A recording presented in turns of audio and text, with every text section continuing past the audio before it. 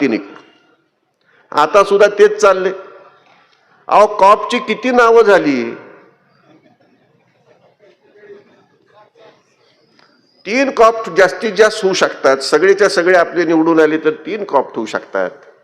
मला वाटतं आता ही 60-70 वर कॉपची नावं झाली. आता नगरपालिकेत आणि जिल्हा परिषद नोकऱ्या लावायचं सुद्धा आमिष देऊन झाले. आता त्याला परीक्षा नाही. मी आता इथं बसून ऑर्डर काढणार आहे, मी ऑर्डर लिहिणार आहे. काहीतरी चेष्टा चाललेली आहे आणि लोकांना फसवण्याचं जे काम चाललंय ते कुठंतरी आपल्याला थांबवावं लागणार आहे. मी अधिक वेळ घेत नाही. मी फक्त एकच गोष्ट आपल्याला सांगू इच्छितो.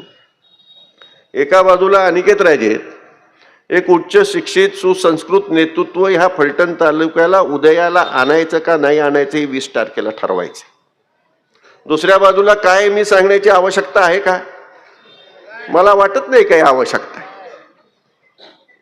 म्हणजे फलटणला कुठंतरी आणखी मागं 100 वर्ष मागं नेणारं नेतृत्व आहे.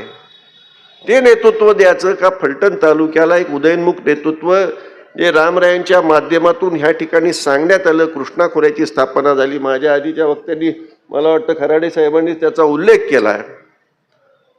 तत्कालीन शिवसेनेचेच मुख्यमंत्री आदरणीय